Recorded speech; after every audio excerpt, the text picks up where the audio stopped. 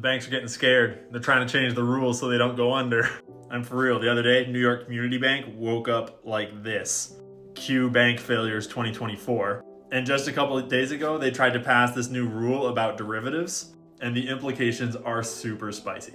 So a quick refresher, derivatives, meaning like bets in the stock market that can go completely hog wild, are what caused 2008 to collapse. It was one specific type of derivative that they were super hyped on at the time, but derivatives in general allow for banks to just go absolutely fucking apeshit with all kinds of speculation on huge amounts of leverage. So if they're wrong, if things go badly, the whole economy can collapse. And after it almost did, Obama signed this wonderful bill called Dodd-Frank that totally was going to change everything. He said, quote, "Wall Street reform, Dodd-Frank, the laws that we have passed worked.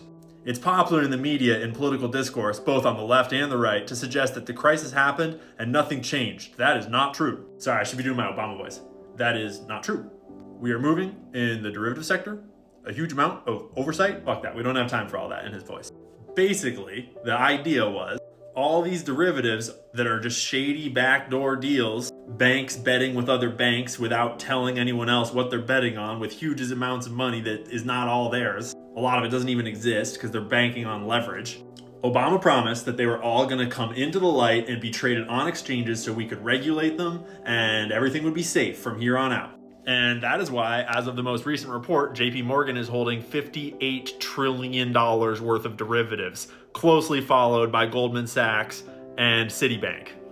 For a little perspective here, I took the GDP of all of the biggest countries in the world, and I put them on this cute little chart scaled in trillions of dollars. And if you add up every country except the US, all these ones highlighted in red, then you get that blue bar, $55 trillion. That's all of them except the US added together. Remember, gross domestic product. Everything that those countries, all of these countries combined creates of value in an entire year. And that red bar is JP Morgan alone, how much derivatives they are currently holding open. Just for scale. But Obama told us that don't worry, it's not gonna be dangerous, they're gonna be all regulated and out in the open market, and it's gonna be safe. And that is why, as of the most recent reporting last year, 96% of JP Morgan's trades are over the counter, meaning in dark markets where they are not regulated and they are not reported. Only 3% of their derivatives contracts traded on exchanges like the New York Stock Exchange. And this is for every single bank. Some of them are 100% over the counter. This is the exact opposite of what Obama told us they were gonna do with the derivatives market. And shocker, derivatives got so popular into 2008, and what happened next? Nothing. They stayed really popular because this is the number one way for banks and big rich financial institutions to take our money. And they've already been shown that when they fuck up, they get bailed out. And that brings us to this new regulation that they just tried to get through.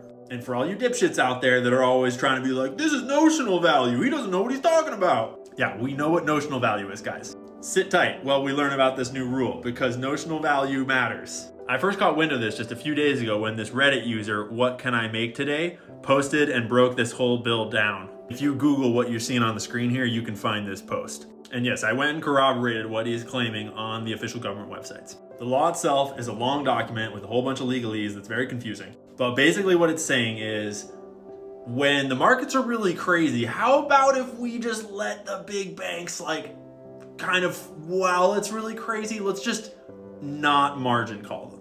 See, when the banks or anyone places derivative bets on the market, they have to have a certain amount of collateral just in case the trade goes wrong. Particularly because all of these trades are being done on margin, meaning money they don't actually have. But sometimes the market does crazy things and gets what we call volatile. And they're worried that that could threaten the stability of its members during periods of heightened volatility. Oh, by the way, its members, referring to the OCC, this is their member directory. We're talking people like Goldman Sachs, Morgan Stanley, Vanguard, Virtue, Instinet, Citigroup, Bank of America, NASDAQ, you get the idea. Not you filthy peasant. And they're worried that if the market gets crazy, a sudden extreme increase in margin requirements could stress one of their members' ability to obtain liquidity to meet its obligations, particularly in periods of high volatility. I can't imagine why they would be expecting extreme volatility in the markets soon. So they're proposing changing the rules so that when the markets go crazy, all the biggest players just get a free pass on having their bets going wrong. Not you though. Marge will call you so fucking fast. They specifically refer to what happened with GameStop as an example of why they should all not have to deal with all this market volatility and should get a free pass on having a ton of risky bets and not having enough margin to cover them. Remember how much risky betting we're talking about here. Remember that it is 96 traded over the counter, meaning unregulated and unchecked. What they are specifically concerned about is something called counterparty risk. Because all these hundreds of trillions of dollars of derivatives, they are not all just open trades that if you get it wrong, you lose all the money. It's a bunch of hedges and balances back and forth. And when they open a position for someone in this direction, they open their own position in the other direction to cover their asses. It's all very complicated. Yes, to all the haters, we know what notional value means. Y'all need to learn what counterparty risk means, like Bill Hwang learned real quick. See, back around when GameStop happened, Bill was doing a whole bunch of kind of secret over-the-counter trading of really high derivatives with a bunch of money that he didn't exactly have in, like the exact same thing the banks are doing on those sheets I'm showing you. But the problem is once his trades kind of started to go a little wrong and then like the GameStop thing happened and all the markets were crazy and he just kind of lost control of like the margin in his portfolio. And his firm went bankrupt pretty damn quick. But the problem is that the counterparty to almost all of his trades was Credit Suisse. And the moment that his firm, Archegos, ceased to exist, suddenly Credit Suisse was holding all of these trades open with no one on the other side to fulfill. Meaning what were balanced, hedged positions one day, the very next day were complete YOLOs, just like balls deep into whatever directions Bill had left them on the hook for. And if you didn't know, Credit Suisse is not with us anymore, largely because of Bill and Archegos. All of these hundreds of trillions of dollars of derivative risk rely on no one going bankrupt, because if any one of these big players gets into trouble, everyone else's bets are completely fucked.